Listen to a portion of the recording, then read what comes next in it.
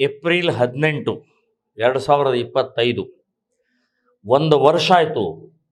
ನೇಹಾ ಹಿರೇಮಠ್ ಅನ್ನುವಂಥ ಒಬ್ಬ ವಿದ್ಯಾರ್ಥಿನಿಯನ್ನು ಹಾಡು ಹಗಲೇ ಕೊಲೆ ಮಾಡಿದ ಒಂದು ವರ್ಷ.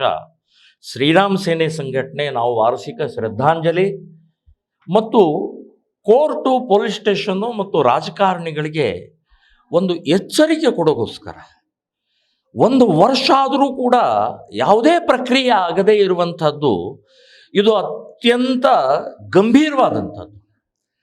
ಇದೇ ಮಾದರಿಯಲ್ಲಿ ಒಂದೇ ವಾರದಲ್ಲಿ ಇಲ್ಲಿ ಹುಬ್ಬಳ್ಳಿಯಲ್ಲೇ ಒಂದು 5 ವರ್ಷದ ಮಗುವಿನ ಮೇಲೆ ಅತ್ಯಾಚಾರ ಮಾಡಿ ಕೊಲೆ ಮಾಡಲಾಯಿತು. ಇದಕ್ಕೆ ಕಾರಣ ರಾಜಕಾರಣಿಗಳು, ಇದಕ್ಕೆ ಕಾರಣ ಕಾಂಗ್ರೆಸ್ಸು, ಕೋರ್ಟು, ಪೊಲೀಸ್ ಸ್ಟೇಷನ್. ನಾನು ಹೇಳ್ತಾ ಇದ್ದೀನಿ, ನೀವು ಕಾರಣಕರ್ತರು. ಮೇಲಿಂದ ಮೇಲೆ ಆಗ್ತಾ ಇರುವಂಥ ಈ ಘಟನೆಗಳಿಗೆ ಉತ್ತರ ಕೊಡದೆ, ನಿರ್ಣಯ ಕೊಡದೆ, ಜಡ್ಜ್ಮೆಂಟ್ ಮಾಡದೆ ರಾಜಕಾರಣಿಗಳಂತೂ ನಿರ್ಲಜ್ಜವಾಗಿ ತಮ್ಮ ಓಟಿಗೋಸ್ಕರ ಹೋಗ್ತಾ ಇದ್ದಾರೆ. ಮಹಿಳೆಯರ ಸುರಕ್ಷತೆ ಇವರಿಗೆ ಬೇಡ ಆಗಿದೆ.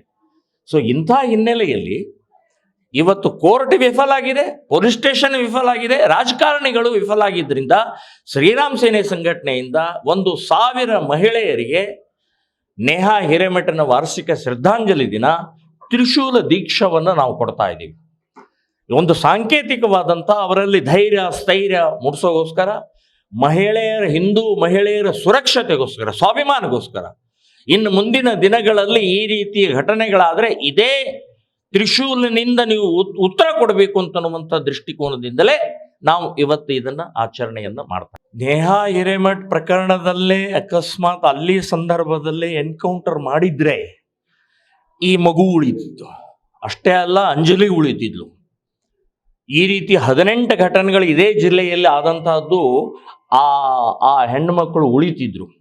ಇದಕ್ಕೆ ಕಾರಣ ಎನ್ಕೌಂಟರ್ ಮಾಡದೇ ಇರುವಂಥ, ಆ ಧೈರ್ಯ ತೋರಿಸದೇ ಇರುವಂಥ ಪೊಲೀಸ್ ಇಲಾಖೆ ಮತ್ತು ಕೋರ್ಟ್ ಜಡ್ಜ್ಮೆಂಟ್ ಇಲ್ಲದೆ ನಿದ್ದೆ ಮಾಡ್ತಾ ಇರುವಂಥ ಪ್ರಕ್ರಿಯೆ ಮತ್ತು ರಾಜಕಾರಣಿಗಳಂತೂ ನಿರ್ಲಜ್ಜದಿಂದ ವರ್ತನೆ ಮಾಡ್ತಾ ಇರುವಂಥದ್ದಕ್ಕೆ ಇದು ಕಾರಣ. ಇನ್ನು ಮೊನ್ನೆ ನಡೆದಂಥ ಆ ಮಗುವಿನ ಮೇಲೆ ಏನು ಕೊಲೆ ಮಾಡಿದ ಅವನು ರಿತೇಶ್ ಕುಮಾರ್ ಮೇಲೆ ಎನ್ಕೌಂಟರ್ ಮಾಡಿದ್ರು. ಎಸ್, ನಾನು ಅಭಿನಂದನೆಗಳನ್ನು ಹೇಳ್ತಾ ಇದ್ದೀನಿ. ಇದೇ ಮಾದರಿಯಲ್ಲೇ ಉತ್ತರ ಕೊಡಬೇಕು.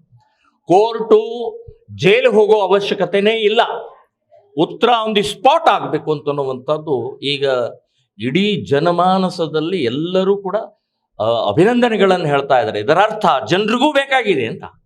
ನಿಮ್ಮ ಕೋರ್ಟ್ ಬೇಡ, ನಿಮ್ಮ ಪೊಲೀಸ್ ಸ್ಟೇಷನ್ ಬೇಡ, ನಿಮ್ದು ಇನ್ಯಾವುದು ರಾಜಕಾರಣ ಬೇಡ, ಎನ್ಕೌಂಟರ್ ಒಂದೇ ಉತ್ತರ ಅಂತನ್ನುವಂಥದ್ದು ಜನಮಾನಸದಲ್ಲಿ ಉತ್ಸಾಹದಿಂದ ಹೇಳ್ತಾ ಇದ್ದಾರೆ. ಇದು ಮುಂದಿನ ದಿನಗಳಲ್ಲಿ ಒಂದು ಎಚ್ಚರಿಕೆ ಕೊಡುವಂಥದ್ದು ಒಳ್ಳೆಯ ಸಂದರ್ಭ ಅಂತನ್ನುವಂಥದ್ದು ಹೇಳ್ತಾ ಇದ್ದೀನಿ.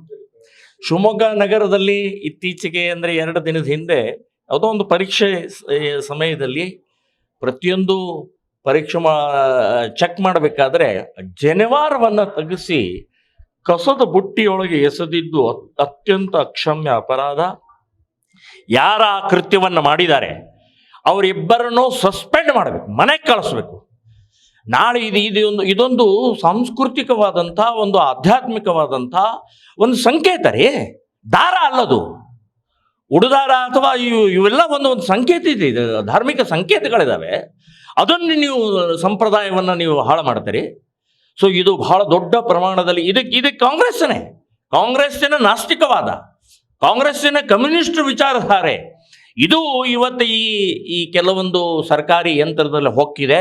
ನಾನು ಹೇಳ್ತೀನಿ, ಅದು ಯಾರು ಕೃತ್ಯ ಮಾಡಿದ್ದಾರೆ ಅವರಿಬ್ಬರನ್ನು ಸಸ್ಪೆಂಡ್ ಮಾಡಿ ಮನೆಗೆ ಕಳಿಸ್ಬೇಕು, ಮನೆಗೆ ಕಳಿಸ್ಬೇಕು ಅಂತನ್ನುವಂಥದ್ದು ಹೇಳ್ತಾರೆ.